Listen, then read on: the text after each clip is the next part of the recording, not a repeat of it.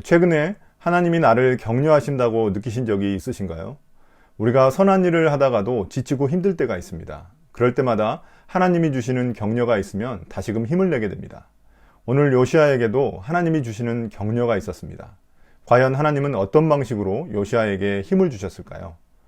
오늘 본문은 역대하 34장 14절부터 33절입니다. 묵상 제목은 하나님의 격려입니다. 어제부터 우리는 요시아 왕의 이야기를 다루고 있습니다. 요시아 왕은 열왕기 저자에 의하면 다윗의 견줄 가장 뛰어난 왕입니다. 역대기에서는 히스기야와 함께 투탑이라고 말할 수 있습니다. 오늘 본문에서 왜 요시아 왕이 훌륭하게 평가를 받았는지 알 수 있습니다. 어제 본문에서 역대기 저자가 요시아를 평가할 때에만 사용한 독특한 표현을 기억하시는가요? 그것은 요시아가 다윗의 길을 본받아서 오른쪽으로나 왼쪽으로 곁길로 벗어나지 않았다는 평가입니다. 그 평가는 하나님의 말씀을 있는 그대로 순종하는 것이라고 말씀드렸습니다. 오늘 그 평가에 걸맞는 내용이 등장합니다. 어제부터 요시아는 레위인들을 동원해 성전 보수 공사를 시작했습니다. 그 성전 보수 공사를 하며 hil기야 제사장은 궤에 보관된 돈을 꺼내다가 모세의 율법책을 발견하게 됩니다. 학자들은 이를 신명기나 신명기의 일부라고 말합니다. 왜냐하면 오늘 본문 중간에 등장하는 예언자 훌다가 그 책에 저주의 말씀이 기록되어 있다고 언급하고 있기 때문입니다. 신명기에는 순종에 따른 축복과 불순종에 따른 저주가 등장하고 있기 때문입니다. 아마도 할아버지 므낫세 때부터 성전 관리가 되어 있지 않아 성전 구석에 율법책이 숨겨져 있었던 것 같습니다. 우연치고는 너무나 시기적절한 우연입니다. 그럼 이건 우연이 아닌 하나님의 은혜이자 계획입니다. 요시아가 하나님을 찾기 시작하자 하나님도 요시아를 찾으신 것입니다. 하나님은 요시아의 일을 기뻐하신다는 사인으로 율법책이 발견되게 하셨습니다. 이 율법책의 발견은 요시아가 개혁을 지속적으로 추진할 수 있게 하나님이 그를 격려하신 것입니다. 하나님을 위해 선한 일을 하는 사람에게도 때로는 하나님의 격려가 필요합니다. 우리가 선한 일을 하면서도 방해에 봉착하거나 일에 진척이 없을 때 지칠 수 있습니다. 그럴 때 하나님은 어떤 사인을 주시며 그 사람을 격려해 주십니다. 저도 유튜브 묵상을 매일마다 올리는 게 힘들 때가 있었습니다. 짧은 영상이지만 이거 하나 올리느라 하루 종일 다른 것은 하기 힘들거든요. 그래서 좀 지쳤다 싶을 때 생각지도 못한 여러 사람들을 통해 이 격려의 메시지를 받았습니다. 제게는 하나님의 격려와 사인으로 여겨졌습니다. 이제 hil기야는 발견된 율법책을 서기관 사반에게 주었고 그가 왕에게 가져왔습니다. 그는 먼저 성전 수리에 대한 왕의 명령이 잘 수행되고 있음을 보고하고 hil기야가 건네준 율법책을 왕에게 큰 소리로 읽어줍니다. 이 말씀을 듣고 왕은 애통해하며 자기의 옷을 찢었습니다. 옷을 찢는 행위는 성경에서 죄에 대한 슬픔이나 죄에 대한 분노를 의미합니다. 원래 마음이 찢어지는 것인데 그것을 하나님 앞에 표현한 것입니다. 21절 후반부에서 요시아는 조상들이 말씀에 순종하지 못해 현재 하나님의 진노가 쏟아진 것이라고 말합니다. 이는 선조 왕들이 하나님께 저지른 죄악에 대한 그의 슬픔과 분노를 표출한 것입니다. 이 율법책은 이제 요시아의 개혁에 기폭제 역할을 합니다. 요시아는 이 율법책에 담긴 하나님의 뜻을 알아보라고 제사장과 서기관과 왕의 시종에게 명령을 내렸습니다.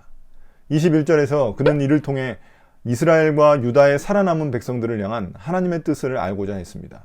요시아가 이 율법책의 말씀을 자신의 현재 상황에 적용하려는 것임을 알 수 있습니다. 마치 우리가 성경책을 보며 현재 우리를 향한 하나님의 뜻을 찾으려는 것과 같습니다. 이제 22절에서 hil기야와 몇몇 사람들이 여자 예언자 훌다를 찾습니다. 그녀는 궁중예복을 관리하는 살룸의 아내였습니다.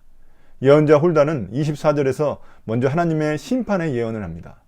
유다 백성들이 하나님을 버리고 우상 숭배한 죄에 대해 심판하시겠다는 것입니다. 아무튼 훌다의 예언은 심판에 그치지 않고 구원의 말씀도 예언합니다. 27절에서 주님은 왕이 율법책에 적힌 하나님의 말씀을 듣고 통곡하고 옷을 찢은 것을 보셨다고 말씀하십니다. 그가 이렇게 마음이 겸손해져 회개한 모습 때문에 하나님은 왕이 죽기 전에는 앞서 말한 저주와 심판을 내리지 않으시겠다고 말씀하십니다. 이를 볼 때 하나님의 심판은 더 이상 피할 수 없는 일이었습니다. 왜냐하면 이 예언에서 하나님이 나의 백성이라고 하지 않으시고 이곳에 사는 주민들이라고 말씀하고 계시기 때문입니다. 이 성경을 잘 보면 하나님이 나의 백성이라고 말씀하실 때가 있고 그렇지 않을 때가 있습니다. 이 거리감이 확 느껴지는 표현을 쓰실 때는 죄로 인해 하나님과의 관계가 단절될 위기에 처해 있는 것입니다. 아무튼 그럼에도 불구하고 하나님의 심판이 유보된 것은 요시아가 보인 하나님을 향한 진실한 마음 때문입니다. 왕 한 사람의 태도가 전체 이스라엘의 심판을 유보시킬 수 있었습니다. 이는 마음이 낮아지고 겸손해진 자에게 하나님의 긍휼을 베푸신 것입니다. 자신의 죄가 아님에도 공동체의 죄를 위해 통회할 수 있는 진실한 한 사람을 통해 하나님은 은혜를 베푸십니다. 요시아를 보며 한국교회의 죄와 많은 목회자들의 죄 앞에 나는 얼마나 통회하며 하나님께 마음을 찢었는지 반성하게 됩니다. 이런 심판과 구원의 예언을 들은 요시아 왕은 하나님과의 관계를 회복하기 위해 온 백성들을 불러 모아 성전에 올라갑니다. 그는 먼저 발견된 율법책을 온 백성들에게 크게 읽어줬습니다. 그리고 난 후 요시아는 모든 백성들이 보는 앞에서 주님께 대한 충성과 마음과 목숨을 바쳐 그의 말씀을 지킬 것을 맹세하는 언약을 체결했습니다. 그리고 예루살렘과 베냐민 사람들, 즉 유다 사람들도 이 언약을 맺도록 했습니다. 33절은 오늘 본문에 대한 요약입니다. 요시아는 온 이스라엘에서 우상을 제거하는 데 힘쓰고 이스라엘의 모든 사람이 주님을 잘 섬기게 했습니다. 그로 인해 그가 살아있는 동안에는 백성이 주 하나님을 떠나지 않고 복종했습니다. 다시 말해서 요시아가 왕으로 있을 동안에는 온 백성들이 하나님을 예배하고 하나님의 말씀을 지키기 위해 힘을 쏟았다는 의미입니다. 그러나 그가 살아있는 동안에는 이라는 단서가 유다의 어두운 미래를 암시하는 듯합니다.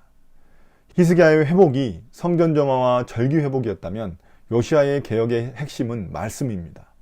그리고 요시아가 율법책을 읽고 훌다에게 하나님의 뜻을 물은 것은 우리에게는 묵상과 같은 행동입니다. 우리가 날마다 하나님 말씀을 읽으며 나를 향한 하나님의 뜻을 묻는 것이 바로 묵상이기 때문입니다. 묵상은 우리 영혼의 거울을 들여다보는 것입니다.